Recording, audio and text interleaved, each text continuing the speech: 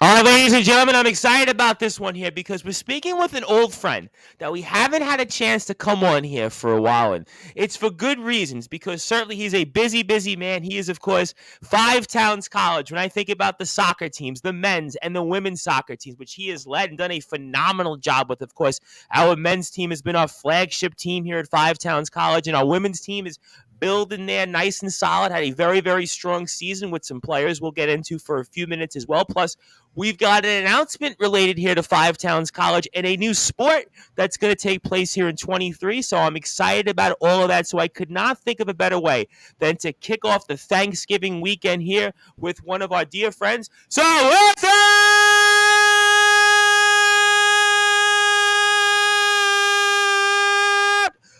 further ado here on the Sports Report,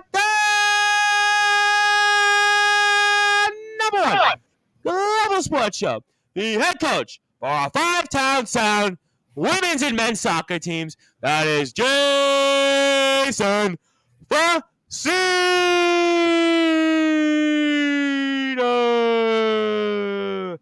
Coach, how are you? Tom, I'm great. Yeah, I'm really thankful you having me on again. Every time the intros get better each and every time. I'm looking forward to talking to you about some Five Town soccer and our athletic department as a whole. With the holidays coming and everything, it's a good time to reflect on the blessings that we had this year. And I'm looking forward to talking to you for the next hour or so. Absolutely. I've been asking about you for the past several months. Coach, do you want to come on? Coach, what's up? Well, Coach, let's talk.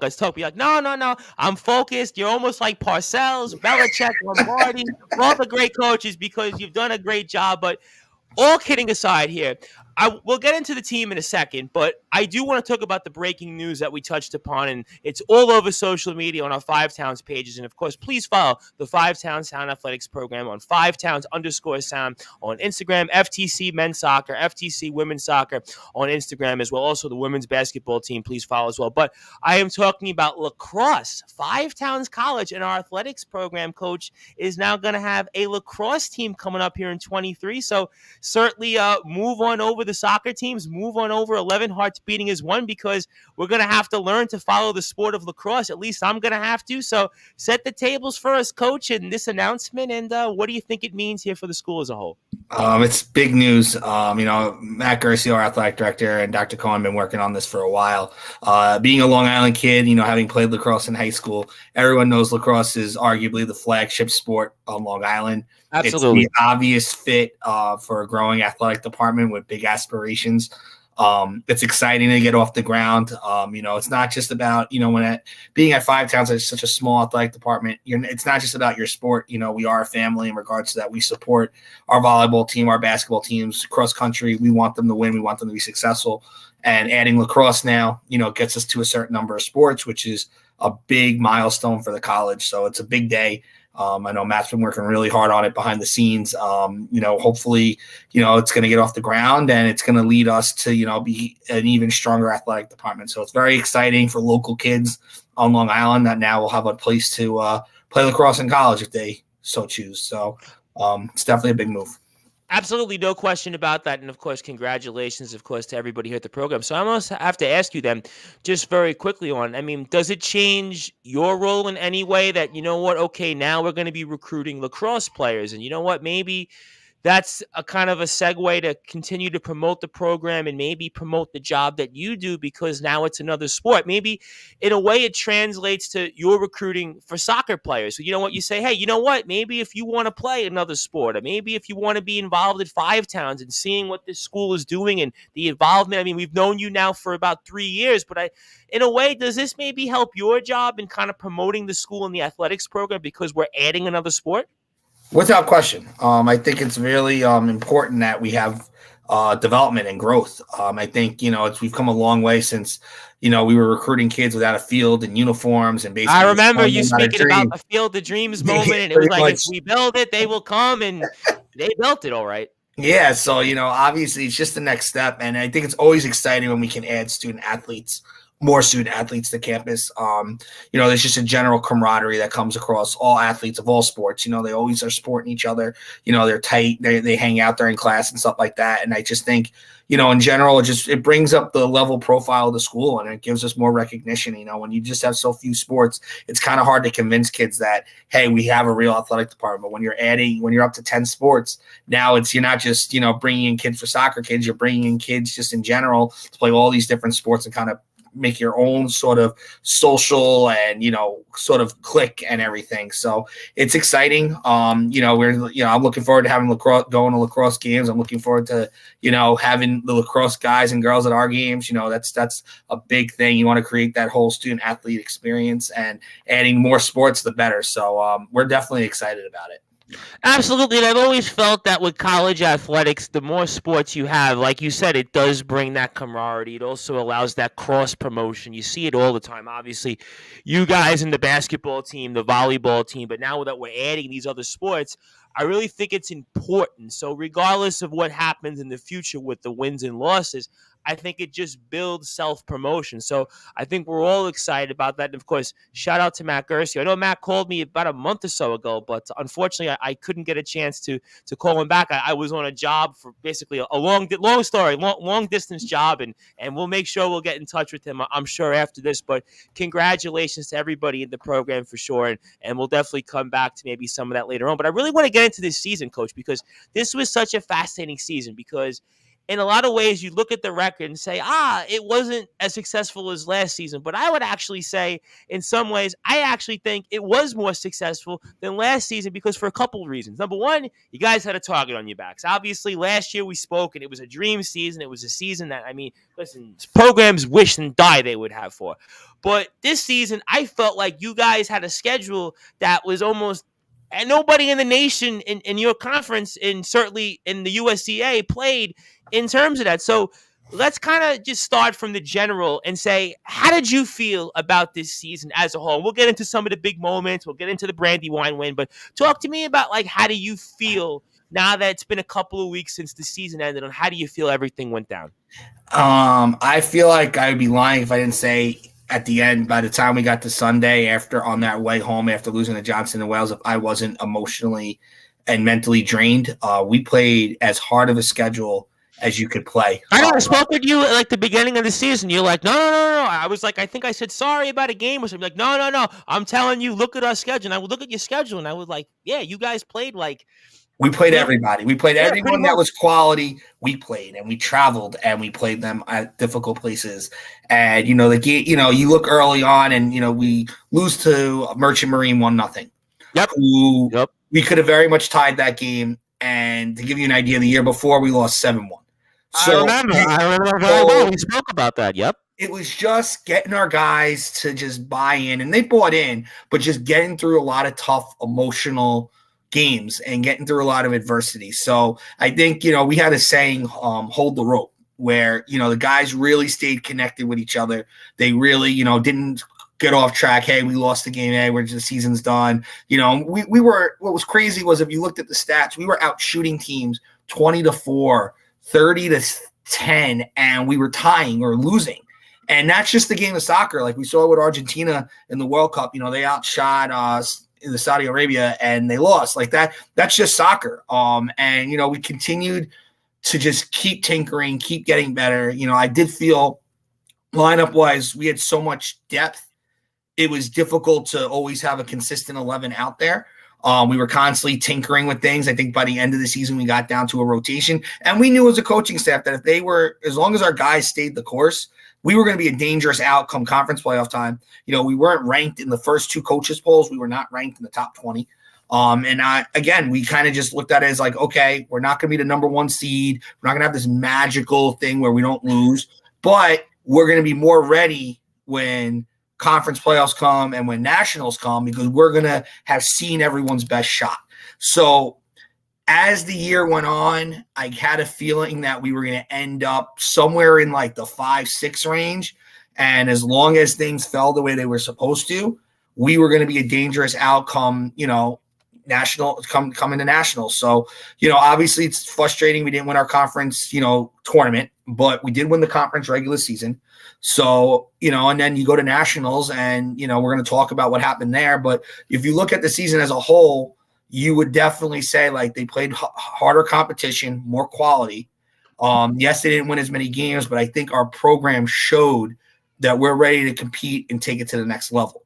And I think that's a big statement for recruits and people coming in. Like, we're going to play the best teams in the country so we can be the best prepared to when we go to nationals and for when we go in the conference tournament, and that's what you want your program to do. You can easily just stack up your games and play against easy competition, or you can really try to get your team better every day. And that's what we focus on doing. Let me ask you a question, and I'm curious about this because you talked about obviously getting into the USCA as an at-large, and you said 5 or 6, and you guys were finished 5th in being where you were and being ranked. Did you kind of have any doubts that you guys were going to get into the tournament? I'm just curious about that because you won the regular season but didn't win the Hudson Valley, and I won't get into some of the politics with that, but in terms of actually winning the regular season, not winning the conference, but getting the at-large, was there ever a doubt, we're not going to get in? And I mean, talk to me about that. Well, we had what was great with our schedule was that every week we had an opportunity to improve our sort of resume for the Okay. So the way I looked at it was that we didn't take advantage of stuff early on. Like September, we had 1 win. September was a really rough month for us. We had ties. Yeah, but look at who you played, though. Right, I mean, exactly. you guys were playing really tough month. Maritime, USMMA, Penn State, Lehigh Valley. I mean, these were schools that are like NCAA programs. I mean, let's cut some slack here. I mean, yeah, I mean, 2 of the 3 are. Yeah, absolutely. With that being said, I knew we had opportunities. In October. Bucks County Community College was ranked 4th, and we went there and we got a big win against them, and it was a pretty convincing win. I believe it was 4-1, right? So after we got that win, I knew we were like 15 or 16. I knew we were going to get into the top 10. All right. So I knew we were going to get into the top 10 from that win. And then you had, SUNY ESF, who we tied and we thoroughly outshot. They were ranked like in the top 5 or 6. Yeah, I think I remember recapping that game on a Friday show on Sportzwire. We spoke about that game here. Yeah, we outshot them. It was an unfortunate tie. Listen, they're a quality squad, but I saw where they were ranked. And then we had Berkeley, New Jersey, which we all know about our rivalry with Berkeley, New Jersey. Yes, They were still on the schedule, and we had to go there. So imagine we got a road win against Bucks County Community College, and then Berkeley, who's number 1 in the country, we go there and we tie them 1-1. After that, I didn't tell the boys this, but kind of secretly amongst my coaching staff, amongst my wife, who, had just had our second child, and congratulations. Thank you. Was probably looking forward to shout out to Madeline, Lauren, and my other daughter, Lauren. We see you on Instagram all the time. It's always filled with the kids. So yeah, the kids are awesome. But, being honest with my wife, because my wife said, well, what's the chances at nationals? It can't be that high. I said, well, I'm going to be honest with you, babe. I thought we had, after those 2 results, I felt if things fell the way they were supposed to, like if there was no major upsets in the conference tournaments, we were either going to win our conference tournament, win the Hudson, or we would be in that last 2 spots. So I kind of had a feeling that we would be there. And our resume, I felt, was enough. Like if you looked at other teams that maybe had more wins than us, they didn't play anyone of high quality, or they lost to a team that we had beaten. So I'm like, if you look at it, but you don't ever want to tell your players that. So I had our players were all focused on, if we lose the conference title, we're not going. And that's what I told them, because that's what I wanted their heads to be at. And that's why after the conference final, I looked at them, I said, you guys have all these tiers right now. I haven't told you this, but listen, there's a good chance. You weren't confident. You didn't know we still needed Brandywine to lose to Lehigh Valley, or else we weren't going to get in, which was awkward. Like they have the award, they have the announcement, and they say, "Oh, 5 towns gets in if Brandywine wins.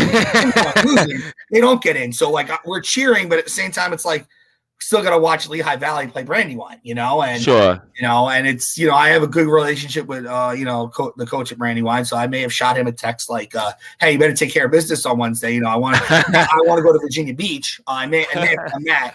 We won't, we'll get into more later why we haven't spoken since, but I'm sure we'll get into that for sure in the game. But else. With that being said, was I confident? Yeah. Did I want the guys to know about it? No. You rather control your own faith, and again, the way the year worked out, listen, you have to roll with the punches, and I think I think that's what established programs do. Like they find a way. You know, you're not going to win the conference title every year and go 15-0. Like that's just it's that, and that's what our guys really. We're having exit meetings with them now, and that's their biggest thing was like we really felt like we just go 15-2 and we're going to do whatever, and it's like no, there's a lot more that goes into it. You know, scheduling, injuries, they all kind of come into play, and to get back to nationals, like. I'm even realizing from my expectations, like getting the nationals every year is a huge accomplishment. It's something that only 6 teams in the country at our level get to do. So, we're not changing our expectations, but I think when you look deeper into the season like you have, you see there's a lot more successes than failures, for sure. Because listen, I mean, you could have played, teams that were X, Y, and Z in your conference or in the type of league that you play in, the type of talent.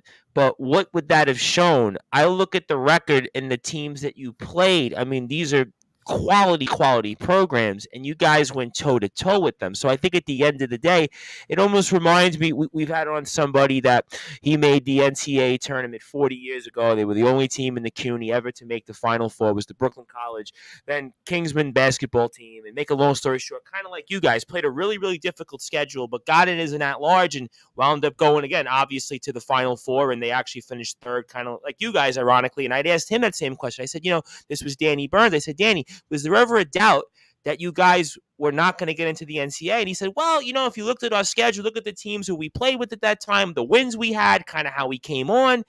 And I think it's kind of the same thing that you guys had here, because again, if you look at the record, but you look at the competition that you guys had, that kind of was the springboard that kind of led you guys in. And I think at the end of the day, everything kind of came together in that second half of the season where, looking at the talent that you had and the roster, you guys were a legitimate team, and a legitimate team to where you guys finished where you didn't had that win against Brandywine, which we'll get into in a little while. Yeah, without question. Like, if you dive into those non-conference games, Merchant Marine won the Skyline this year.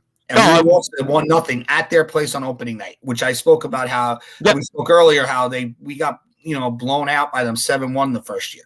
The second last year, So we knew we were good. Like, we knew we had talent. It was just a matter of getting all the pieces together and to gel and everything. We lost to them. Brian Stratton, Syracuse, who we benched 2 starters against. They are number 2 USCA Division I, where they give scholarships out. Atlantis University comes up from Miami and plays us. We're up 2-1 with like 8 minutes to go. Chavez has a penalty kick. If Chavez hits the penalty, we're up 3-1 and the game's over. He misses, and it's not his fault. It happens. And they come back and score 2 goals on us. We lose 3-2. They were a USCA Division I tournament team who took Fort Kent, Maine, scored on them, and were in the game, lost by 1. So you dig deep into our schedule. It's very hard to find anyone in the USCA who played, the quality games. Like, a lot of teams in the USCA, they play a lot of games, and they play some Division IIIs. But you look at the few number of games we had and who we played against. We really put it in a way where it's like we were getting challenged every game. There was not. Yes, we played some other teams. We blew some people out, but there was not. Even to give you an idea what was crazy, you looked at the rankings, and Central Penn is a quality young squad. They were ranked in front of us. We played them head-to-head the first game of the year. We won 7-1.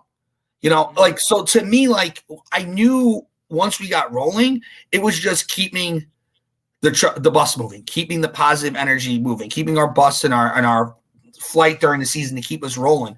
And that, I got to give a lot of credit to our guys, because listen, I'm not here about comparing teams, but you look at the resolve that this team had. I don't know if teams prior would have continued to stay committed the way this team did. It's a lot harder when you're not winning, and for us to kind of work through, keep coming to practice, keep falling in love with the process of getting better every single day. They got to reap their rewards at the end. They got to go to nationals. They got to make a big statement. And I think they look back at the year and say, you know what? We played against the best. We didn't shy away from everyone. And we got us in the best situation when we were 1 game away of getting back to the national championship. And in a way, we finished the job, because you think about it from the respect of playing against Brandywine. They were on, we're going to get into that. We got a dub against them. So in very much ways, we may have not brought home the silverware that we want, the hardware that we wanted to, the silverware, but we really still made a statement. So a lot of positive. Absolutely, no question about it. I actually think you guys did have a more successful season than last year because of that same reason, because I think it's so difficult to replicate a season that you guys had last year. It was the dream season. It was pretty much every game was a walk in the park. It was this player of the week, and that player was player of the week, and award after award. I mean, I lost count on how many awards, but this season wasn't like that. And sometimes I was thinking about this comparison, and again, and you'll probably really chuckle when I make this comparison, but to me, it's almost like the '69 Mets were the dream team, right? They win 100 games, they win the World Series. Came out of nowhere, although not you guys weren't quite out of nowhere, but it was still a young program, right? The Mets were in year 8.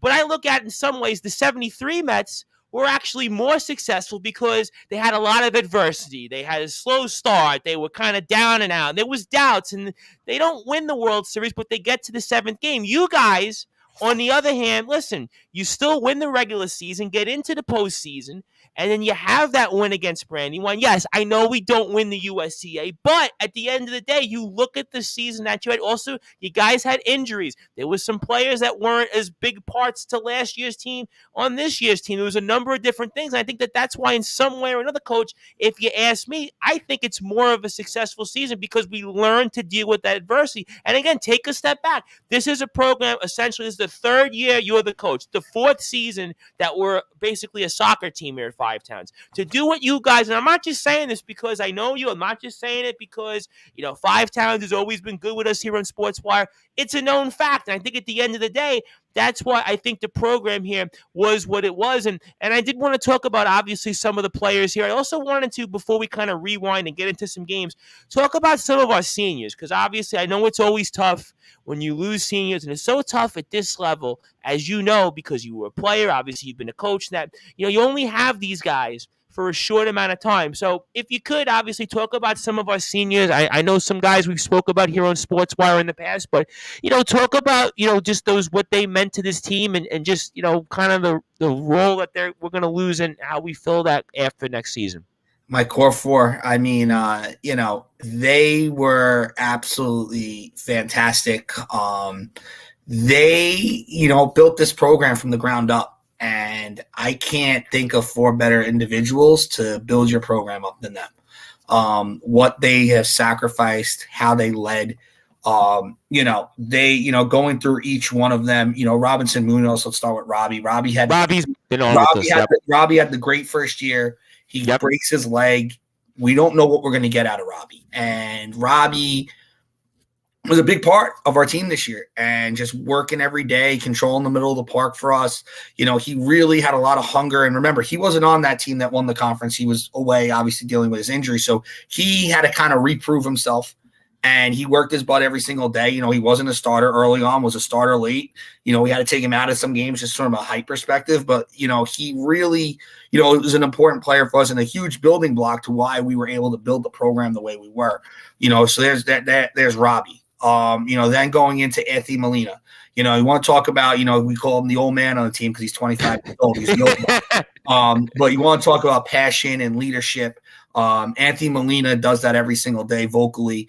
What he dealt with off the field, personally, I know there's some stuff going on there that he found a way to sort of, work through all of that for us and give us important minutes. Like, he wasn't necessarily a starter, but he scores a big goal against Berkeley to give us the 1-0 lead. He hits a big tackle against Brandywine when Brandywine's running over us, basically like, hey, you're not going to run through us, like, not happening today. He dealt with injuries. He's a foundational player. I look at all 4 of them, and if you want to talk about building blocks of our program that our program is going to be remembered by, you're going to look at all 4 of these guys. They're original guys that came when they had no field, no uniforms, nothing. Bassem Ismail, you want to talk about a kid, second recruit we ever had, kid that didn't play much as a junior, went from starting as a freshman junior year because after the COVID year, we got better.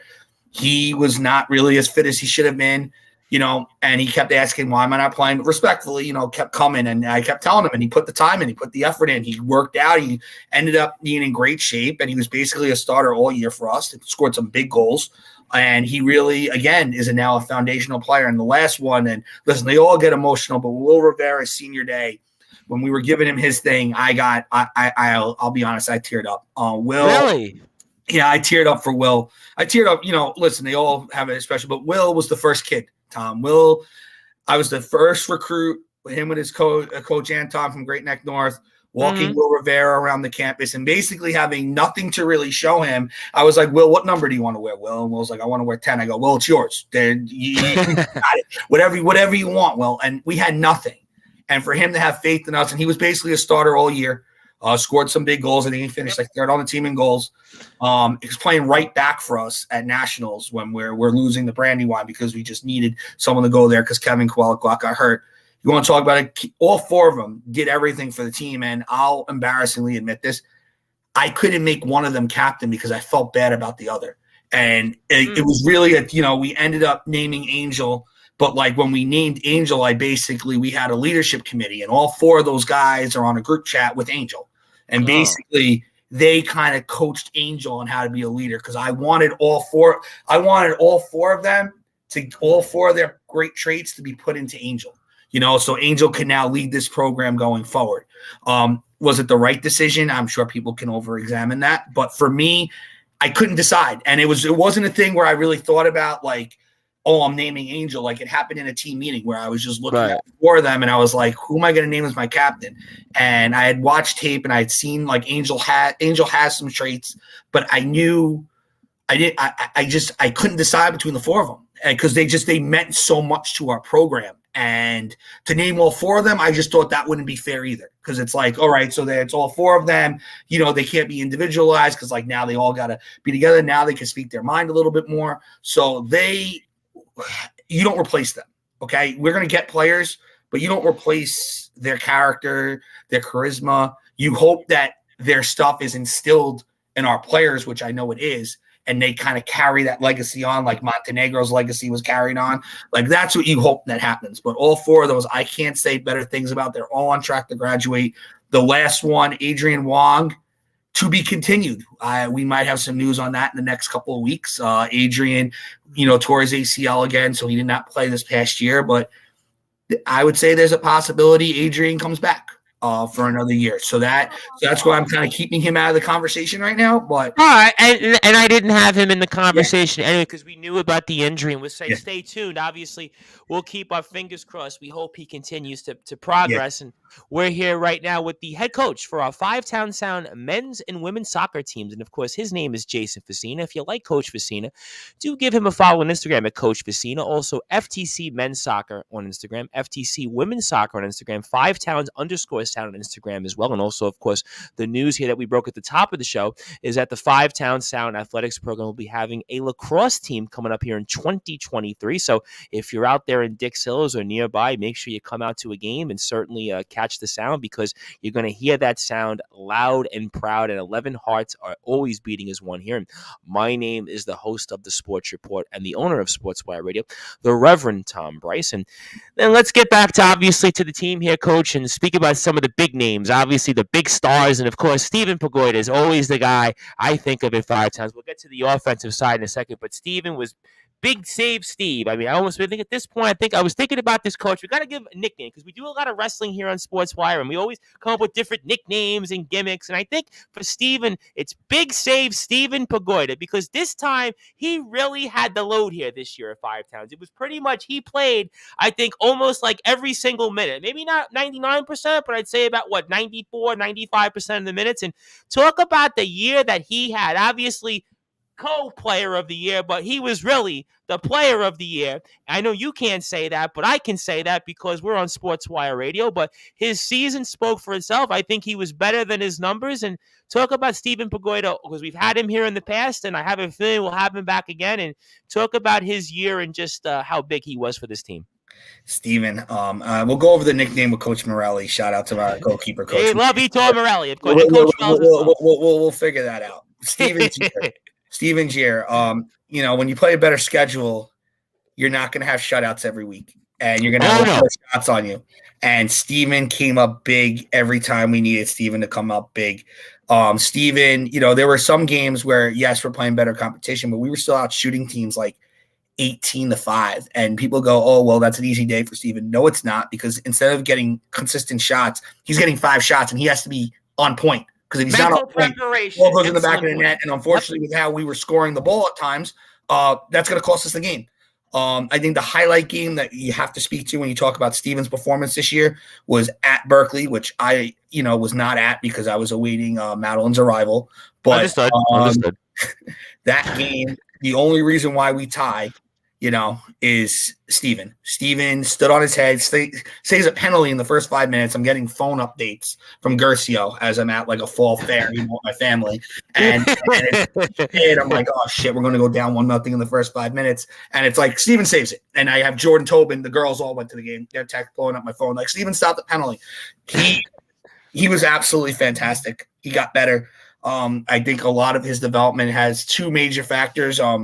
Coach Morelli coming on as the goalkeeping coach this year. He was there every day working him out. Coach Morelli's history speaks for itself. He's a Hall of Famer at Malloy. He's in my opinion, if I had a team, first pick I'm taking of guys I played with is Morelli in between the pipes. He knows that. He's just first class. And I want to give a shout out to Eduardo Martinez, Steven's backup, that he got a lot better, because I think as a keeper, it's really important that you have that competition every day. And he needs to look over his shoulder and say, hey, I really got to be sharp, because if I'm not sharp, Eduardo's going in. So I think Steven would admit those were two big factors to his season. I think he still has room to improve. I think has the opportunity to wear an armband for us as a captain. He's done it a few times when Angel didn't have the armband at Nationals. They actually both went up. And I think you look at going into the future in our next season, he had a lot to live up to last year. He was the National Player of the Year, and I think that he had to work through that a little bit, because he was also coming off an injury too. He got hurt at Nationals last year, so he was coming back from an injury. So he's 100% healthy. He's, we got everything situated with his goalkeeping coach, the whole 9 yards. I expect Steven to have, as solid of a year as he had this year from a leadership perspective, continuing to get more vocal. But we are not anywhere near Nationals. It wasn't for Steven's performance in between the pipes.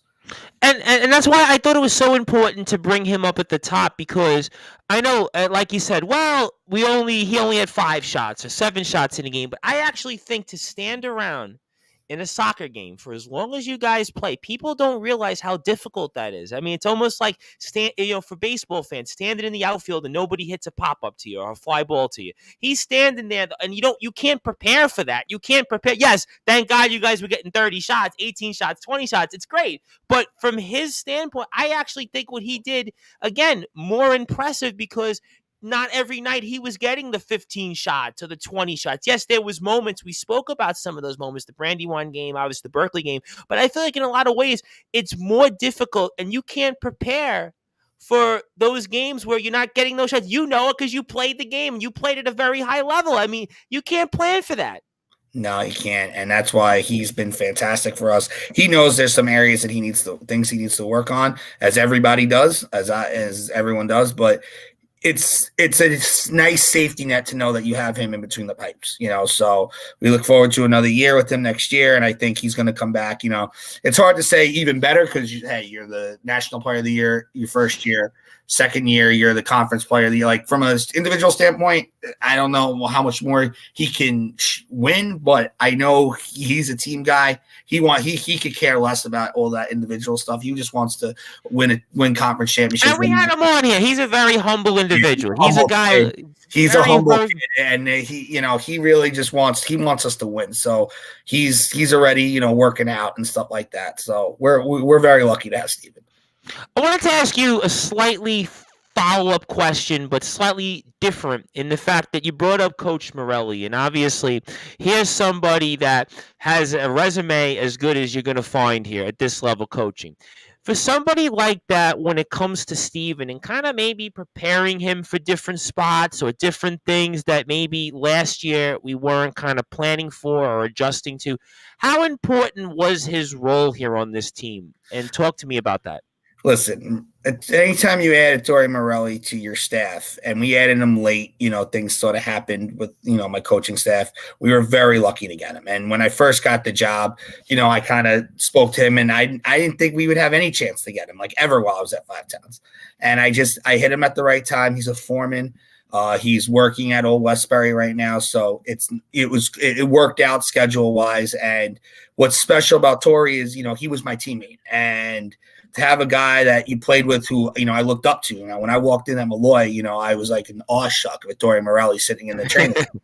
Like that's how it was. And to now have him as an older voice, with our guys, he's fantastic with our keepers, but that would be selling it short because yes, he trains our keepers, but then he stays for practice and works with our back line. For me, he's an older voice. Coach Wells, I can't. We know Coach Wells. We all know who Coach Wells is. He's phenomenal. But Wells would say it too, to have an older, wiser guy like Morelli who's played overseas, who's played at such a high level, whose father was an All-American at Maryland, coached at the college level. Like, he's that elder statesman that I've never had on the bench. He's an older guy that I could go to things and kind of walk off to the side and say, Morelli, what do you think? Because he has all the faith in me in the world, but I have that sort of thing like, hey, Tori, and I don't always want to be, as a head coach and a coach actually from our hometown, Jamie Quinn once said, you don't want to be the smartest guy at the table all the time, making all the decisions. You want to sit there with your staff and you want to admit, like, listen, Wells knows, maybe a little more attacking things. We're going to go with Wells. From a games perspective, like, Morelli has a good point here. You don't want to always be the smartest guy in the room because then why have assistants? So I look at what Morelli did for our coaching staff and what he did for our program. I can't speak to it enough.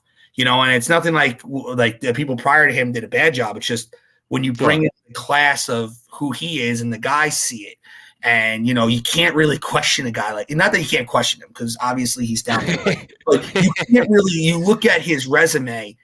There's not much people are going to say like, oh, he wasn't the real deal. No, this guy was on trials in England. This guy played on the same youth team as Mike Grella. Okay, Mike Grella played for the Red Bulls, played for Leeds United. Like, he's legit. So bringing him in was a huge thing for our guys. Without question. And I think also it's certainly for the guys. I mean, listen, your resume speaks for itself. Obviously, we know you and everything else you bring to the table, right? But to have somebody like him, I mean, his resume at this level, you're so rare to get somebody like him. So, I mean, this is like 1 in a million. This is like winning a lotto ticket to have somebody like this who's had the career, his family background, what he's meant in Long Island soccer lore. I mean, to have somebody like this, I mean, not to continue to dwell on it, but this is a big deal. Listen, we've got big stars on this team. Obviously, Hector Ruiz we'll get into in a second, and Chavez and Wong we mentioned, and Rivera, but all these, Pagoda. But to have somebody like him, that to me, it's almost like, in a way, it's not the same comparison, but it's almost like in a lot of ways how when Phil Jackson was coaching those Bulls and Lakers teams, he had a guy, Dick Harder, always on his staff. And he was there. You wouldn't really think about it, but he was in basketball for like 100 years. In a lot of ways, his resume in terms of teaching the game of basketball really was the reason why, in a way, that those Bulls and Lakers teams were able to effectively learn the triangle offense. And I think Coach Morelli, in a way, for this team to grow and continue to go to further and further heights, is going to be probably that catalyst because you look up to him. So that means everybody else on this team is going to look up to him even further. No question about it. And, he's a very humble guy. And that's the thing. Like, he has all these accolades. He doesn't walk around with the, hey, I'm a Hall of Famer. Like, I'm the one who has to kind of pump up his resume a little bit. So I'm the one who goes like, yeah, if I had a game tomorrow, guess who's my first pick? They're like, who? I said, Morelli's in between the pipes. You can take whatever. As long as I got Morelli in the pipes, we're going to be Well, I do want to be fair. I know we're speaking a lot about Morelli, but I do have to be fair. Like, we've spoken about Brendan in the past, but yes. Brendan this year, with losing Coach Nala to St. Joe's Brooklyn, who he deserved that job. We're still very tight. He's a great guy. We talk weekly. Barrow's kind of exploring different options. A lot of weight was put on Wells because between, what I had going on at home with the new baby coming in, Morelli being new, and, Morelli gave me a lot, but Morelli's got 2 kids at home as well. So Brendan, it's not easy at this level. Listen, between job, like, people don't realize it. He's running from the bank every single day to make practice, to recruit. So, we're going to talk about Torrey, like Brendan, his growth and development as an assistant coach has been absolutely tremendous. We all know off the field, obviously he's literally a brother to me. With that being said, this time we can say it. I remember one time on the air, I actually said he was your brother or about to be your brother, and you were like, he wasn't yet. He wasn't. Now exactly. Now we're all good. Now we're all good. The wedding happened, and we're all good now.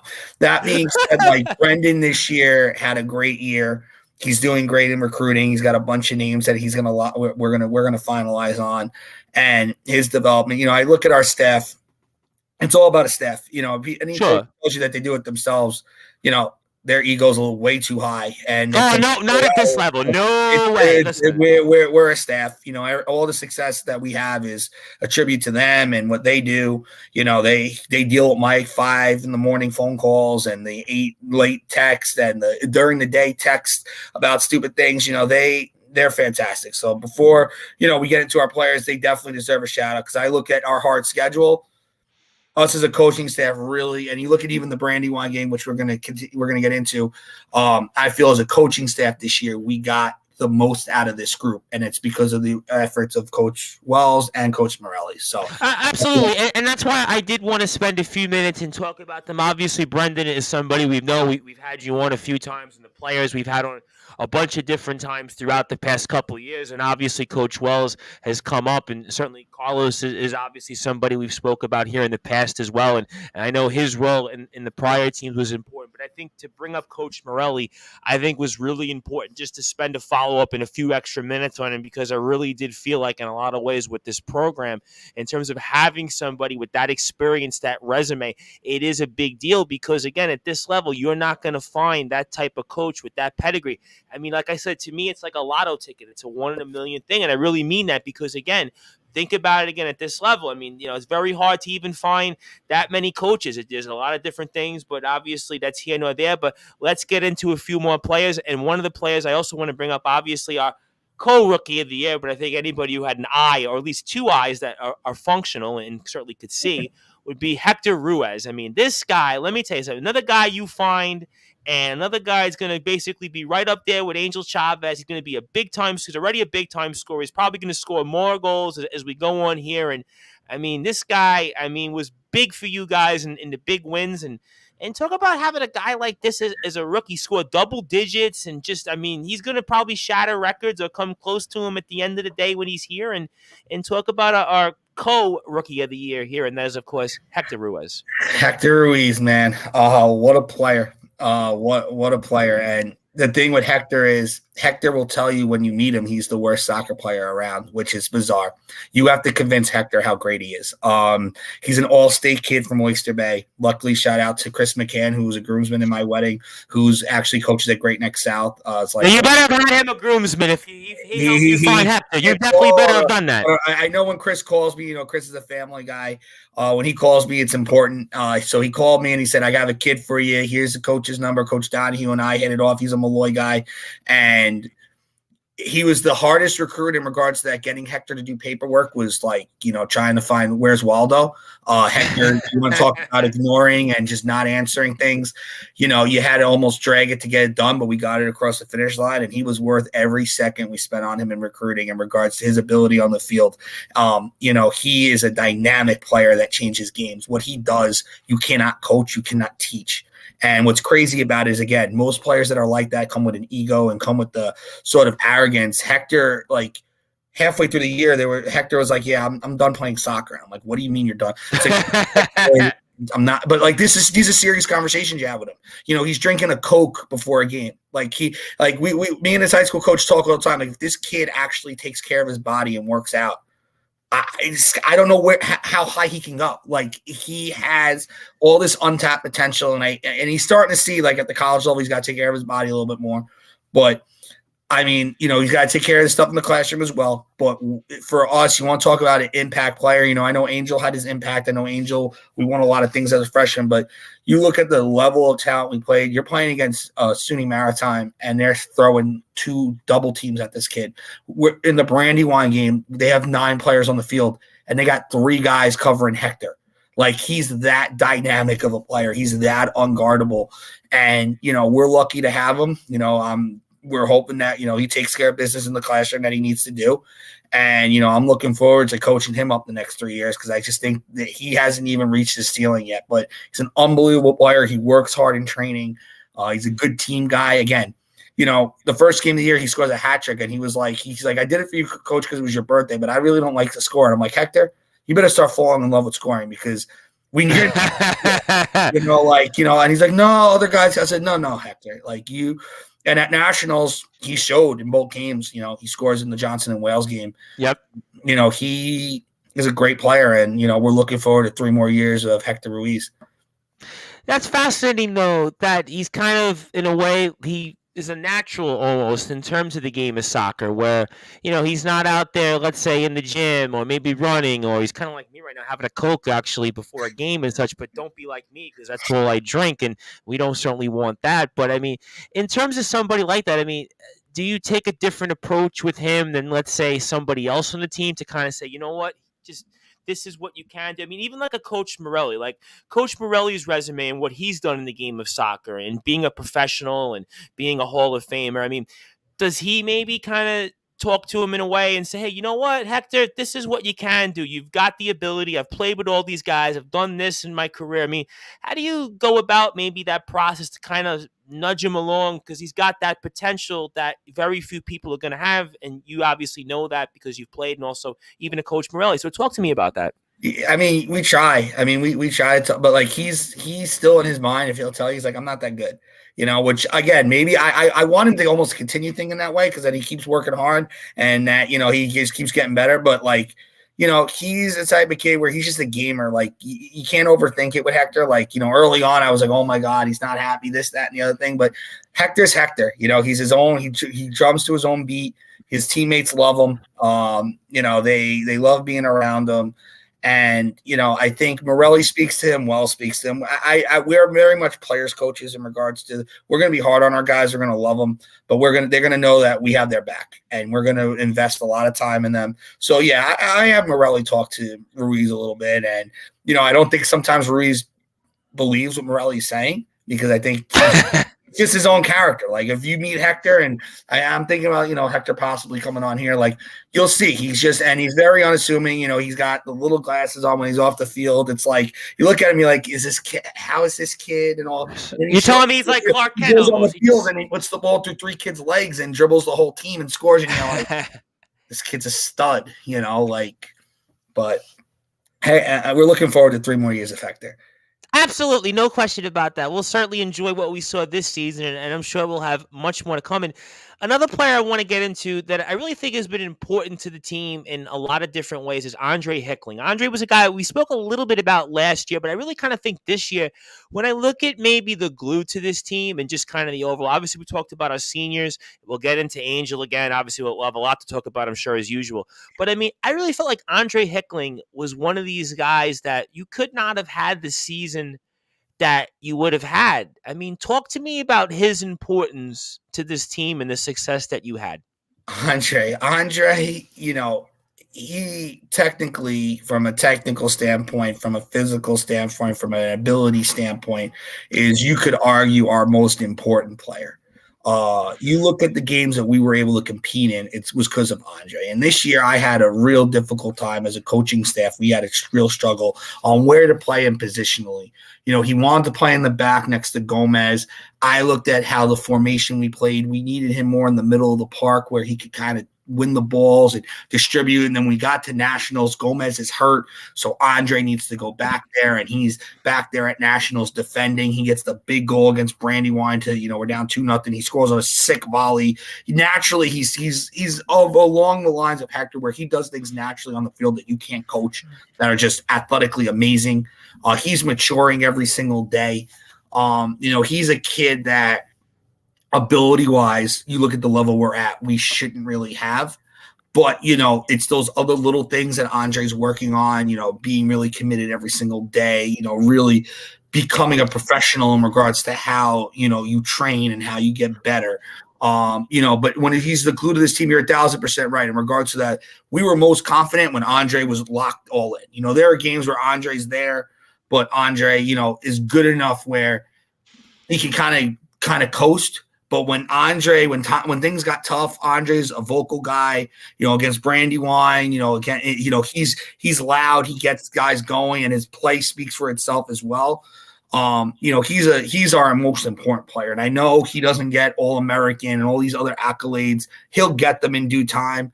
But if you're scouting our team, yes, Hector's on the board, Angel's on the board, but you're really sitting there going, how are we going to deal with this kid, Andre Hickling, winning every 50-50 ball in the middle of midfield? He can dribble the ball out the back. Like he's a matchup nightmare for people at our level. So and he was hurt this whole year, and I kind of rode him like, hey, you're hurt, but I don't know what to tell you. You're going in, you're able to walk, you're able to play. Like you got to looking back on it, like seeing how he was at nationals, like he was as hurt as he was telling me. So I'm hoping he's recovering his body now, and hopefully we get a little less wear and tear on him next year. But with the injury, he's still like our most important player, arguably. I want to ask you one more question before I get to Angel, because obviously Angel, we know we're going to go down that road and go off and read off all the stats, yada, yada, yada. But you had a team to me, and I kind of feel like in a lot of ways you had more depth this year, and you had a number of different players that they're all vital players, and on most teams, they might actually have numbers that are pretty much similar to what Hector and Angel had, or even a William Rivera, who we spent time on here in the past and a little while ago. I mean, how difficult or important it is in kind of a way to be able to find who plays and who doesn't and where these spots, because in a way I do think it's a difficult role you had this year as a coach, and it's really important how you were able to mix and match these guys, because again, I felt this team there was more depth. I think you even said this to me at one point before the season had started, that you felt like you had more depth on this team. I mean, talk to me kind of about that and kind of situating all these players. Without question. I mean, there were our when we went starters versus reserves, it was extremely competitive. It was really tough. We had guys that were really close together, and it was like, well, what do we need this game to be successful? We had guys I don't think we rolled out the same starting lineup for consecutive games all year until we went to nationals. I mean, we literally, it was, and I could be wrong about that, but literally we were mixing and matching things all year round, which has its benefits. I also think it has its negatives, that continuity wise, it's frustrating. But again, the players, it was just that competitive in practice every single day. There are guys, we don't talk about Sebastian Gomez, he's a vital part to this team. A kid like Sam Domenez, who was a transfer kid we brought in, who played at Tiffin, which is a Division II in Ohio, like getting him playing time. Kevin and Anthony Campbell's on the outsides. Like, Campbell's went from being a center mid last year, so now he's playing left back. We had so many different options this year, and it's a thankful problem. It's a problem you want to have. All right, you don't want to be in a situation where who's going to play where. And I still think even with all our depth, I still think at the end when injuries came into it, we still were kind of looking around like, okay, yes, we have a better bench than we've had, but you're still not always as comfortable, when starters go down. But I mean, our depth was much more competitive, to get into that 11 than it was the prior year, and that's why you saw guys that started last year were coming off the bench this year. That's that. And that's good. Recruiting is the lifeline of any program. You want your seniors to do well. But you want to be bringing in quality players every year that are going to just raise the level of the group. And I think it also speaks to those players as well to be able to say, you know what, I'm going to adjust to that role because of the benefit of the team. Those guys could have easily said, you know what, coach, I scored 7-8 goals last year, whatever it was, and I want to be that kind of player. But no, they also have to be able to buy into what you're doing to kind of help this team to continue to stay and grow as a program. So I think it speaks to their level of depth and their level of understanding the role, the greater good for the program, I think. We talk about it every day. Culture is important, team's important, family's important, all those, cliche sayings that, we come up with, but, holding the rope, like not caring who's got to hold the rope today, but we all got to hold the rope for each other, all that stuff is important. And, that's what we built, we try to build every day. It's all about the we, not the me, point the thumb, not the finger, all that. Like we try to live it every day. We try to live it every day. And our guys, I'll give it to them. As much as we changed lineups, we did not really deal with any sort of why am I not playing coach? We really didn't deal with that. They were all locked in as a family and as brothers. And I commend them all for that, because it's not easy to go through a season, not get playing time, have inconsistent playing time, being a senior, getting inconsistent playing time, being a freshman where it's like, oh, I think I'm starting, but I'm not. It's not easy. So it's a testament to them as a group.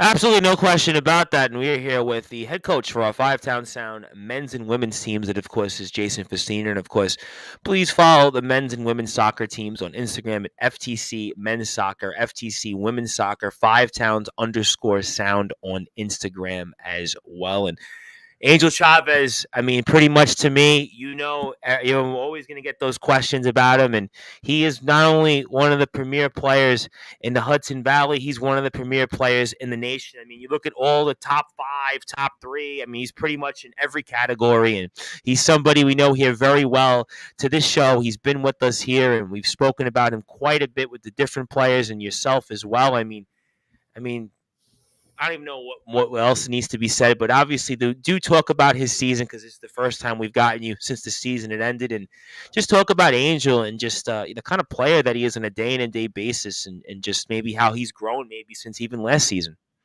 Angel, and this year I didn't make it easy on Angel. We put an armband on Angel, and I did it because I felt that I still feel it was the right decision. I went back, we looked at tape, little moments when things got tough the year prior, like he's clapping it up. He's committed every day at practice. He works his butt off. He cares more about the team, when we're having team meetings, and he's like, I don't care about winning conference play of the year. All I want to do is win a national championship. He embodies everything in our program. And I think he deserved that armband. I think it put pressure on him looking back on it. He's a sophomore wearing an armband. I think he kind of put a lot of pressure on himself to do what he did the year prior. I think we played better competition. I think he got chances to score that sometimes that he buried chances. I think there were chances that, as with any striker, missed. I think if he told you honestly, he was banged up earlier on in the year, and that affected his performance. I think he had a good year. I wouldn't say it was a sophomore slump, but you remember the great. Wow, he had 20 something. Was it 20 whatever goals it was? I mean, he was not very hard, but I would almost compare it. And you've had him on John Petroselli's sophomore year at Malloy, where he went from being a first team all conference player to a second team all conference player. It wasn't that he didn't get, wasn't as good. It's just as a team we struggled a little bit more and things were a little harder. I think Angel's going to have this similar sort of trajectory in regards that we're going to look back at this year and not say it was a bad year. He's a first team All-American and he had 15 goals. He had a good year. But absolutely, he needs support. He needs, players to play better. But even Rivera had a different year. I mean, every year Rivera's been. Remember, we spoke 2.5 years ago, and Rivera was your guy, 13 goals, right? And Rivera's numbers have been a different player. I think Angel will get back up to the number. I think it was the schedule we had this year. I think he was hurt. I think he had a lot of pressure on the lead. I think he had a good year. I think he did. I think he's going to tell you there were some chances he should have buried. That's Angel. Angel's his hardest critic. But you said at the top of the show that, listen, the shots were more this year, but it was luck. I mean, so that goes back to what you said at the top, though. You can't, it happens. It happens, and the only one harder than Angel critic-wise, Angel will tell you, was his dad. So he's hearing it a little bit. He's a hard worker. I'm excited to have him lead our program. I'm excited for the year he's going to have next year. I think we're going to bring in some help recruiting-wise for him. I think he's going to have a huge year next year. I know he is. And again, I don't want to speak like he had a bad year this year. I just think it was a trying year. Like he had a year. Listen, anytime you're the captain, you're going to have a year like your team had. We had a good year, but we faced adversity this year. And and listen, every big game that we won, Chavez had a goal. So, and that's kind of what I think the theme here has been with this season. There was adversity, and I still think the team came out on the other side of it. Yes, statistically, the numbers weren't what they were as last year. Yes, we didn't have the dominance where it was like, death taxes, Five Towns wins by 1,000 goals. No, there was competition. I think that speaks volumes to the team. I mean, listen, in a way, you guys were like UNLV. You kept winning and winning, or the UConn women's basketball teams. But this year, there was competition. And I think that he still showed at the end of the day that Angel is the guy. And I think Angel and Hector going forward, I think are going to be a nice duo. And I think those numbers are going to perk back up, just like I think Hector's numbers are going to perk up even further. And I think that we're going to still be in a good place. But, let's talk about a couple of games because I do want to get into the women's team here. And I realize, obviously, we've got a lot to get into here still.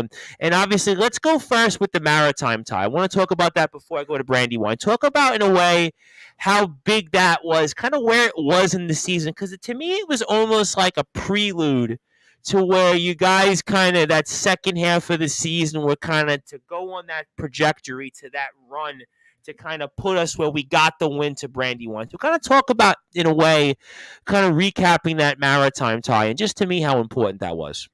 Maritime tie, and I got all the respect for Coach Clancy over there. They're a young squad. They're tough. That night was one of those nights where we outshot them 30 to whatever it was. Campos, who never misses penalties, misses a penalty. We're up 1-0 early. They score a fluke goal that goes underneath Gomez's leg on a free kick, and then we miss a pen. We got a tie. I think we all looked at each other like we're kind of sick to our stomach a little bit. And that's no disrespect to Maritime at all. They're a great program.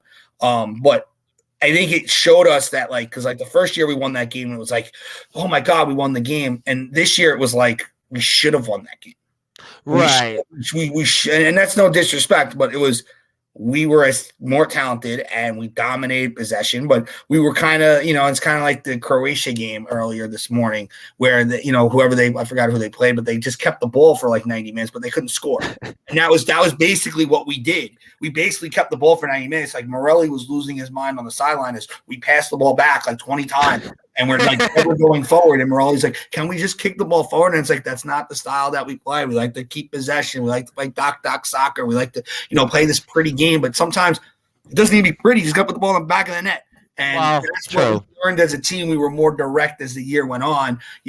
We kind of were so fancy the first couple of games. It was like we had to score a goal where we connected like 20 passes and it had to be a perfect cross to Angel. And Angel had to head it in or whatever. Like, it doesn't need to be perfect. Get the ball forward, rip a shot, so that's where that tie, I would say, as much as in the moment it was a frustrating night and we respect Maritime, but we felt like we should have gotten a result. I think what you are saying is true. It verified to us, just like the Merchant Marine game, that we have talent and it was just a matter of us putting the pieces together. I feel like if you had lost that game, and I know without question, that would have and that's where you look at the ties we had this year. As much as you could say, oh, we could have won, if we would have lost those games record wise, it would have destroyed us. And we're not at nationals, so that's where a tie against a Division III at their home field. We're a 30-year program. We got to be realistic. Listen, and that's why I thought that some of these ties were important, almost in a way. The Brewforce Brad Weiss will kill me for saying this. Last year, the Steelers made the playoffs because they had a tie in the second against the Lions, if I'm not mistaken. The Brewforce used to rag on me for months about it, but in some ways, not to compare, but that tie was important for two reasons. It was important because, yes, when you look at the strength of schedule, you look at the fact that it was still a Skyline Conference program, D3, you guys got a tie there. Yes, we beat them last year, but again, statistically speaking, if I'm in that conference and I'm thinking about at-large bids, yeah, that's a big deal. We obviously talked about the Merchant Marine game as another example. I mean, so to me, at the end of the day, if we lose that game, guys could have been dejected. Well, we outshot them 22-3. We score early on and yada, yada, yada. And then, you know what? We go back and maybe we lose a game or two, and we're talking about a different season. We're talking about, well, it was disappointing, everything else, and that's why I kind of think it was important to bring them up. And I did want to bring up the Word of Life wins because I thought that those were big, big wins, and ultimately, I think those are the two wins we hang our cap on and say, you know what? Yes, we've got other big games, but to me, those two wins, we win the regular season, obviously, in the Hudson Valley Intercollegiate Athletic Conference, but I could also say those are the two wins that could also say, you know what, it put us into nationals. So talk about those games. Yeah, those ones are big, and I have such a great respect for what Coach Justin does over there at Word of Life. They're a quality squad, and I feel nationally they've been extremely disrespected by the USCAA in regards to where their ranking are, and I think toward the end of the year they realized that. They're a top 10 team. And I couldn't agree more because they came to us And I don't really look at stats and all that stuff. I mean, I look at Right. stats like pregame, but I never look at like the win loss thing. Like, and that's why like the year last year was so magical. It was like win, win, win, win, win. This year, when you're losing, you can make yourself crazy. And I'm looking in the month of September, and we have all L's or ties. And so then their game moves from October, whatever. There was like a storm coming in. So we end up playing them on a Friday, and beating them the way we did. Like, yes, they're a talented team. It helped us confidence-wise. Like, we needed that win. Like, we needed to play the way we did. We needed to take care of business the way we did, just so that we could kind of get that swagger back. Because I felt like the schedule was almost daunting in regards to how much it really was affecting our team by not winning games. And it's tough for any group. It's really tough to have a group that goes, okay, it's okay to lose. And, we're going to still be as energetic and as connected. So you look at the timing of that first Word of Life win, it couldn't have come at a better time. And again, it's because of out of respect for them as a program. If we would have played against a program that was weaker, that we could just run over, the win doesn't mean as much. Right. They're a good team. I know we've had success against them, but they've gotten quality results nationally. They play a similar brand of soccer that we do. They like to keep possession. They play the game, the beautiful game, the way it's supposed to be played. So to get that win we love going to their place. Like, I know we lost the conference final, but we love going to Word of Life. Their field is gorgeous. It's a beautiful, big field with beautiful goals. You've told me that's one of your more favorite places to coach at. Division I facility. Our guys really love going up there. And, to play the way we did. We're tied 0-0 at halftime, though. We're at halftime. I'm looking at our guys like, your season's 45 minutes away from being over. It was 0-0. Everything was going their way. And then, listen, we got 1, got 2. Then we got 3, and but listen, you have to sometimes scare your team a little bit into sure. But yeah, those wins were huge for us, and we know that they're continuing to get better, so we're gonna have to continue to get better, as every team in our league is getting better. So they were big wins for us and are keeping our confidence for sure. Don't tell me what you said in the locker room, because obviously who knows what you said, and we're a family station and yada yada yada. But I mean, when you're in that moment and you guys backs against the wall here and everything else, I mean, what was that almost atmosphere like in that locker room? Because guys know that they have to get a win there because the season's going to end, A, because it's going to end, but B, because the at large and everything else that goes on. So I mean, what was the vibe, or talk to me about that? We ripped them. That's why I said don't tell us exactly what you said. Them. I'm pretty sure I'd have to have Morelli or Wells verify, because all the games kind of I did one of these things where I just ripped them, and like I don't let anyone else talk. I ripped them for like 2 minutes, said everything I needed to say, walked away, and didn't want to look at anybody. That's basically what we did. And it was basically like, you're going to lose this way. This is how it's going to end. You have 45 minutes to put the goddamn ball in the back of the net. Let's go. Like, let's go. It's time. Right. It's time. Stop messing around, and our guys responded. Our guys responded really, really well. Sometimes you have to do that as a coach. You got to lose your head a little bit. You don't like to do it a lot, because especially if it gets on any sort of audio, you don't want your wife to hear that, or you got to do what you got to do sometimes. Sure. Unfortunately, this year there was a couple times where you had to lose it a little bit, but they responded. You say, it's funny because we're gonna get there, but like compare that one to like what you have to say when you're at halftime against a team like Brandywine. We'll go into that next. It's a little different. Word of life, hey, we're supposed to be winning this game right now. Like, and just because you're supposed to, that doesn't mean anything. Look at the World Cup. You just watch past 2 days. Teams that are supposed to win don't always win. And that's what makes soccer such a great game. I just feel the upset rate is just it's there because it's a 90-minute game where you could get a fluke goal and then just put 10 guys behind the ball and you lose. And you went from, I'm a favorite to you're going home. So, it's a challenging. That's what makes it such a beautiful game. It makes you crazy too. You could outshoot your team by 20 and lose. We learned that one this year.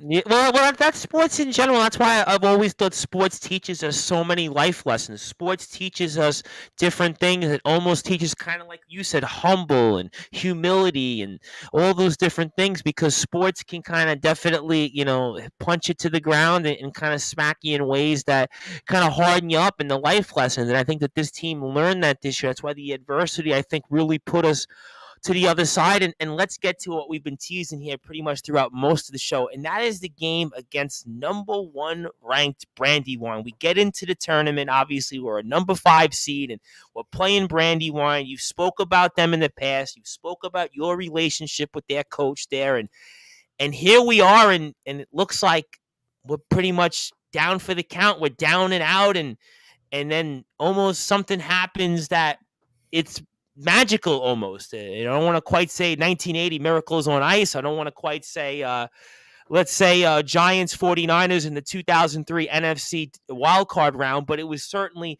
one of those moments that I think you're going to remember for a long time. And I think this program and those players that were on that field were. So, I mean, talk about the game that I think was maybe the biggest win in the program's history, certainly for this season. And it's right up there. And talk to me about that game and just how it all kind of went down. I think you got to even go into like how you're going into the tournament. So they're the number 1 seed. They're on a 35-game win streak. Yep. I didn't know they were on a 35-game win streak. I know they had won a lot of games in a row. They were the consensus number 1 without question, right? Great record during the year. Sure. They had a goal scorer who had 35-something goals. You look at who they played. They played some people early. Toward the end, they kind of just put their conference. They had beaten us in the final last year. Okay, so we had the whole hashtag unfinished business. Now through all our tribulations and adversities, we're now going back to Virginia Beach, and we have Brandywine. So going into the whole trip, I try to be a motivational guy, and the whole thing, I said the theme of this trip is just to believe. We're the number 5 seed. We need to believe. And I said it, and, I learned with this group, and Morelli really helped me with this. Certain groups want the rah-rah guy. Other guys want you just to say, okay, guys, here's the lineup. Let's go out and play. This group kind of leans toward that. Not completely, but they're more of a self-motivating group. They the rah-rahness, they don't really want all the time. But so we're there. They score a fluke goal, up 1-0. We're playing well, though. We're dominating possession. We're playing well. Down 1-0 at halftime. We tell the boys, hey, we're going to get one. And Wells did a great job scouting all year. And Wells said, guys, this is nothing that we haven't seen. They have one guy. And don't get me wrong, the guy, and they have quality players, but their one main goal scorer scored 2 goals against us. So obviously the scouting report that Coach Wells gave the guys, we still found a way. He still got on the score sheet twice. Sure. So 2-0 with like 16 to go. And you're here on our bench, and everyone's just like believing. Us as a coach, I felt Coach Wells and I did a lot of in-game adjustments in that second half. We moved to 3 people in the back. We really went – I said, if we're going to go down, and imagine, I kept telling myself, to go to Virginia Beach with a 1-month-old at home is tough. And listen, my wife was not it's tough, and it's not fair. I'm sure. I'm sure. I'm sitting there I told our guys, we're not going down there just to lose 2 games so I can be away for a couple of days and then come home. That's not happening. We're not doing it. If we're going to do that, let me know now, and we're not going, because we're not doing that. We're going to go down, and we're going to make a statement, and we're going to try and get to a national championship. That's what we're trying to do. All right. As a coaching staff, we put 3 in the back. I send Campos up. We really got really aggressive. We get I don't want to say a break, but a hard challenge. They get a kid sent off. The very next play, ball gets to Andre Hickling's foot. We got 2-1. Once we got to 2-1, you had a feeling like we're going to get a second. Okay. It's just, do we have enough time? Because there's 14 minutes left. We're going to get a second. We get our second on a Gomez, Alela to Gomez to Chavez, 2-2. We then, after that, they get a second player sent off. So now they're down to 9 men. We're still okay, it's 2-2. We're banged up. They have not lost all year. We said in overtime, they basically were playing for penalties. They put 9 guys behind the ball and said, come at us. And it took us all until a minute 36 left when Juan Lopez, who we've begged to shoot for all his entire time here, decided to shoot. And it went in, and you want to talk about, believing in the common word, and it sounds really cliche and corny, but you heard our whole bench saying it. It was just believe, believe, believe, believe. And they believed, and we had our right back, Kevin Qualiquat, went down with an injury. Sam Jimenez, our DCM, went down with an injury. Gomez didn't start. He's limping all over the field. I had to take him out. We were all banged up. Everything was left out on the pitch that night. And to beat them, 35 wins in a row, they're up 2-0 with 18 to go. I don't care whatever happened. They're down 2 with 18 minutes to go. That's something that I'm going to tell my grandkids about one day. No, I think that's why I brought up. It might be the biggest win in the program's history. You could argue it, and I know we've beaten and I know every year, and I take a lot of pride in this, we've beaten the number 1 team in the country. Year 1, Berkeley, New York. Year 2, Berkeley, New Jersey. But this game, those games, they were back and forth. The first one, the second one, we were up big and then kind of held on. You're down 2-0 with 16. Listen, unless you were on our bench, I'm sure, and I hope Gercio doesn't take this the wrong way. Gercio at 2-0, whether we were going to pull it out or not. Listen, once we got to 2-1, without question, everything picked up. But to come back, and then I looked at the stats, outshot them 32-12, and we only outshot them by 10 when they went down to 9 men. So we outshot them by 20. And that was the theme of the year. It was the theme of the season, was that we have the ability, we just need to finish. And it's a testament to that group. Winning that game. I know if you're gonna not win a national championship, I would say winning that game was enough to go down there. I think that I know that last year we left off, and I know you said it. And I know guys, when we kind of, I guess you could kind of say, did these exit interviews here on Sportswire, and I'm sure we'll bring on some of these guys in the next few weeks to kind of recap it as well. I do feel like that this is a win that still kind of makes up for the fact that we didn't win the national championship. I know last year you said it, guys said it, that we're coming back. We want to win the national championship. That was our goal. But I feel like at the end of the day, you look at the schedule you played, you look at the different things that went on. I think to still come away, get into that tournament and beat a program like Brandywine, number 1 ranked in the country, player who's got all these stats that speaks for itself and the dominance that they're on. I mean, that was a program that I'm sure that when they had you guys on the calendar, were like, okay, we're going to win this game. We're going to win the championship, even though, yes, you guys have played them a certain way, and you guys are a team that has done certainly things that the last couple of years very few programs have done. But in that mindset, in that locker room, up by 2 with basically 1/5 of the game remaining, you guys pretty much, in their minds, are done. They're expecting to go on and play Johnson and Wales. So that's why I think in a lot of ways this is a win. That's why Penn State Brandywine's calling you now and said, you know what, coach, really sorry about the game. We really, we really feel bad. Yada, yada. We're only goofing. But the point is that that's a win. Very few people are going to say in their career they look back and I was in a national tournament down 2 goals, 16 minutes left, and found a way to win. I mean, this is a once in a lifetime kind of win here. I'm sure you know that. Yeah, I do. And as time goes on, you get more of an appreciation. Like year 1, we're just throwing stuff together. You're hoping you win. Year 2, magical things happen. You learn in year 3 as you go on. I think in anything that you do, to appreciate moments like that. You have to go for the ride. Listen, when we spoke with you have to go for the ride. I had a dream, and it's funny. I had a dream the night or 2 before that I went to the camera and I told Madeline and Lauren that I love them and my wife that I love them. And after that game, think it over. Is the camera still rolling? I did it, and getting on the bus on the way on the way back to the hotel, and we're all going nuts. That's the beauty of sports, man. And we've had, not every team gets to enjoy those opportunities, those moments, and we've been able to do it. Now, obviously, I'm going to tell you as a competitor, we want to win a national championship. We want to get back there next year, but that moment made all those losses, all that, early morning practices, it really made it worth it. And I know as a coaching staff, it was and again, this is nothing against our players, but it was frustrating. Like, we went through a lot this year as a staff, as a team, and Sure. that win. And what was crazy is Morelli flew out after that win. So Morelli made a promise to the program. If we won that game, he was flying out.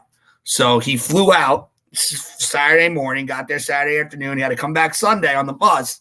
But, we calling him up like, hey, go book your flight. Let's go. He had UFC tickets the next night. Obviously they couldn't go, but I mean, those moments, that's something they're going to talk about, when they're long done playing. So, listen, that's a moment. You're going to be 70, 80 years old, 90 years old, right? You're going to go, you know what? How about that game against Penn State Brandywine and all the different things that went on in that season they had, and we're down 2 goals. We're in this tournament. We get in as an at-large. We went through all this adversity, but yet it all washed away. It all kind of pretty much it dissolved, and that's the season that we're going to remember this team from. It's not going to be the adversity. It's not going to be Berkeley. It's not going to be Merchant Marine. It's not going to be all the different games that we went through, whether it was even the ties against Maritime. It's not going to – all that to me, it don't matter. It's going to – I look at this season, I'm going to say it's the Penn State Brandywine game coming back, 2 goals down, win it, everything else that went on, 32-12 in shots, and – I do got to bring up then obviously our last game of the season before we kind of move on here and spend a few minutes on the women's team and get to some closing thoughts is the Johnson and Wales game. Obviously that's our last game of the season, and I know that's the outcome that we would not have hoped for, but I still think it was still an important game to talk about, and I think it still showed how you guys battled and just, your memories of that game and just kind of just how that all unfolded, unfortunately, to leading to where we ended off. Yeah, let's talk about Johnson and Wales as a program. They were finalists for 2 years before COVID, right? So they had made the national final.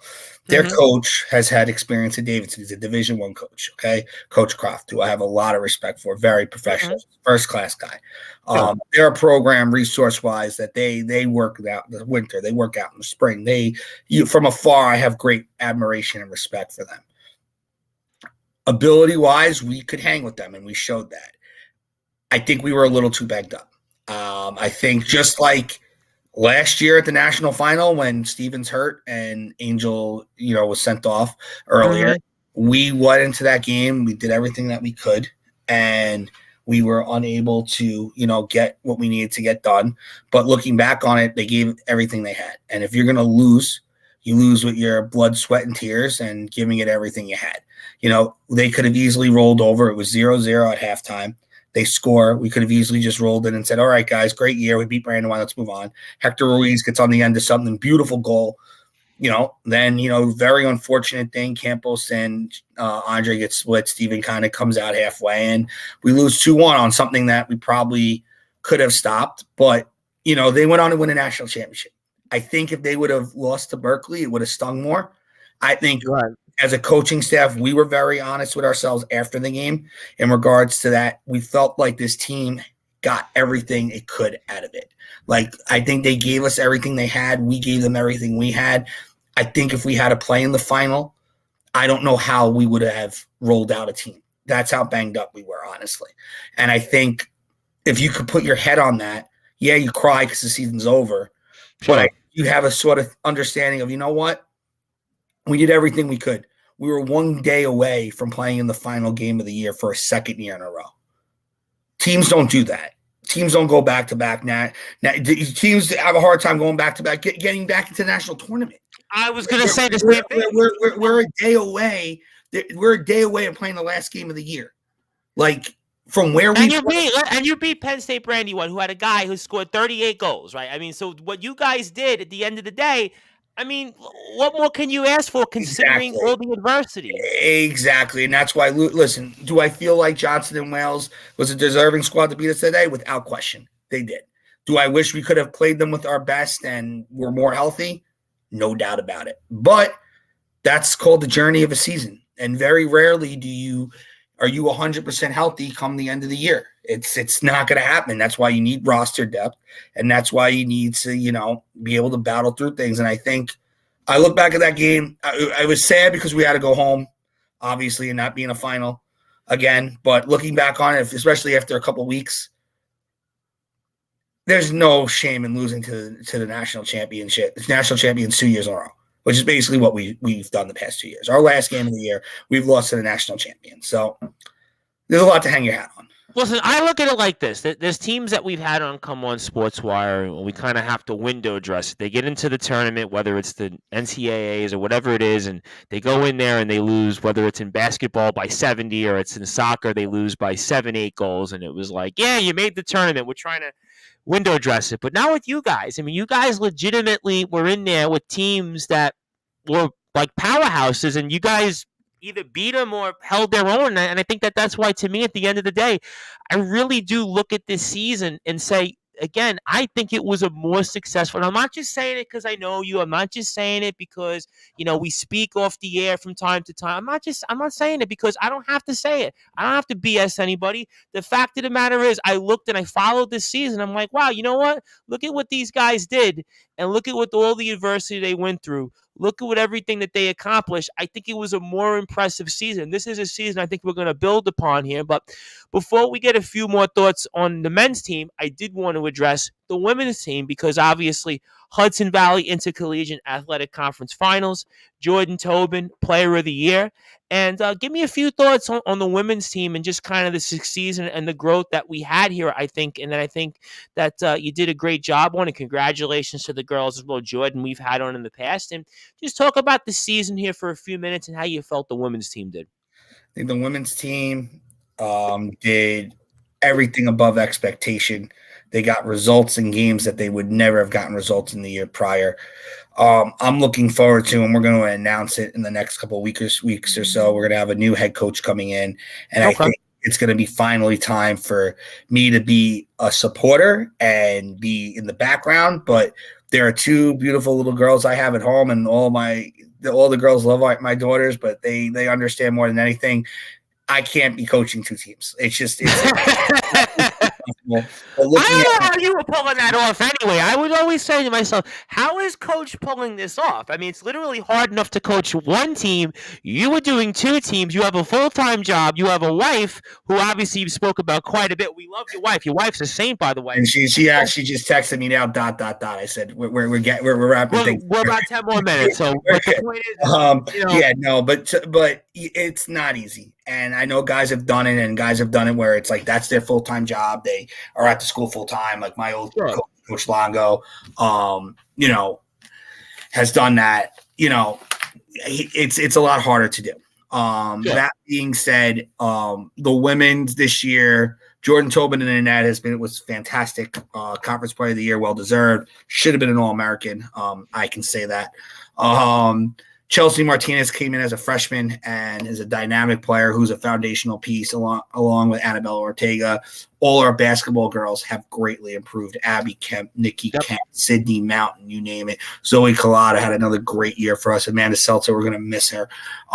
This girls program, and I think who we have coming in, I'm fairly confident they're going to bring in a good number of girls, and I think this girls program is going to be hopefully at Virginia Beach with the men. I think, I'll put it out there. It's nice when we see other programs, when we go down there. Johnson and Wales has their volleyball team down there. Other programs have all 3 teams down there. Yep. I want that. I want to be on a bus with, women's volleyball and women's soccer. And I know it'll be a logistical nightmare, but Garcia, you go do that. I'm sure he'll be okay with it. I'm sure he'll have no problem with it. Experience in and of itself will be great.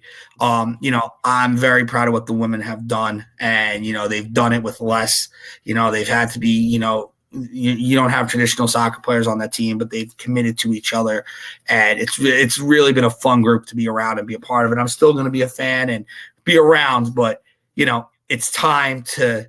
And I know things happened this year, that we had to deal with, but that kind of brought me back in a little bit. But, I think the girls and our women's program to move forward, they need their own coach. And I think I'm really excited. It's going to be coming out in the next couple of weeks, but I'm really excited with who we're going to have coming on, and we'll probably get him on here on the Sports Report. You know what? We'll definitely do that. Obviously, we'll get him on here. All right. It's a great time because obviously during the season I was actually busy because, as I had pointed out, that I actually was working 2 jobs myself remotely, and then obviously doing this. So now that we're in the off season, we can certainly do those things. But I know you're a busy man, so I wanted to give you closing thoughts on what you want to say to this team and anybody else that supported the program just on the seasons that were. If you want to throw the women's team in there as well, of course, do that. But just anything you want to say toward the team, and then I'll let you plug anything else before you go. Yeah, I just want to say thank you. Thank you for buying in every single day. Thank you for believing. Thank you for, your blood, sweat, and tears. I think all our players, all of them, were just and I could list them all and tell you how great they were this year, both on the practice pitch, in games, on the bus rides. It's definitely going to be a season I look back on with fondness. To our fans, thank you for all your support, family, friends. It's not easy, family, I keep repeating it. My wife lets me follow my passion job every single day, and it's not an easy thing. We're displaced right now. Our house is getting worked on. So new baby living in the father-in-law's house. It's not for sure. But it's all about just developing young men and women. And, I'm proud to say all 4 of our seniors are going to walk across and get their diplomas in May, and they're going to have full-time jobs. And I know they're going to kill it in the real world. My returners, I'm going to be hungry as hell to win a national championship. We're coming back with a vengeance. I think it's going to be a little nicer this year that we're not going to be the hunted. We get to go back to being the hunters. We get to be now, out there going like, hey, we want to go be hungry and let's go get a conference championship. Let's go get a national championship. I think this year it's tough being the favorite, man. It's not a place that I'm used to being. I cherish the underdog role. I always am an underdog type of guy, and I feel like we'll be back in that role a little bit more. Listen, we're going to be respected, obviously, when you beat 3 years in a row, beat the number 1 team in the country. People know you're going to play, but we're going to be the ones now that we could be. Not that we're defending champs. We got to go out there and get a championship. So I'm looking forward to the next season. I'm looking forward to the future. And Thomas, thank you again for having me on. It's always a pleasure, and I know you'll have more of our guys. And during the year, I'm just I'm just superstitious, man. No, I don't blame the hours in a day. I kind of rather do a wrap up with you at the end than talk during the season. I just feel voodoo wise. It's like, well, listen, I get it. Listen, trust me, I totally get it. I totally understand it. Listen, there's some coaches where they want to come on like every week, and others are like, well, let's see how it goes. I know when we do basketball, it's like, well, sometimes I have to wait. Well, have the guys won a couple games or have they not won a couple of games? So it's like, I'd rather probably do it this way also. And I think it worked out well for you guys. And obviously, again, please follow the 5 Town Sound athletic program, 5towns_sound, FTC men's soccer, FTC women's soccer. We'll definitely continue coverage. Obviously, we'll speak about this off the air in the coming days as well, and which guys you want to have on, and we'll definitely make that happen. I want to shout out also Matt Gershio, our athletics director. Obviously, Matt has always been very supportive of us, and I know we haven't got a chance to connect, and I want to make sure I recognize him for all the great things. FTC AD on Instagram as well. Please support him. Also, Dr. Cohn, I want to thank Dr. Cohn for all he does for us here at 5 Towns. 5 Towns campus is just transformed. You think about this program and all our different teams, and I want to recognize everybody there. Also, Greg Drizel, I want to make sure I know Greg. I want to give a big shout out to because I'm sure we'll speak men's basketball. Well, I love Greg. Greg, obviously, I was speaking with one of somebody very close to him the other day, Chris Niblock. So I wanted to make sure that I recognize Greg. But Coach, I know you got to go. You're a busy man, so I know Thanksgiving turkeys are in the oven and your family, babies, and wife. So thank you for this opportunity. We'll definitely speak with you, I am sure, soon. And I look forward to speaking with the guys here in the coming days here on Sportswire Radio. Thanks, Tom. Have a good one. Take care.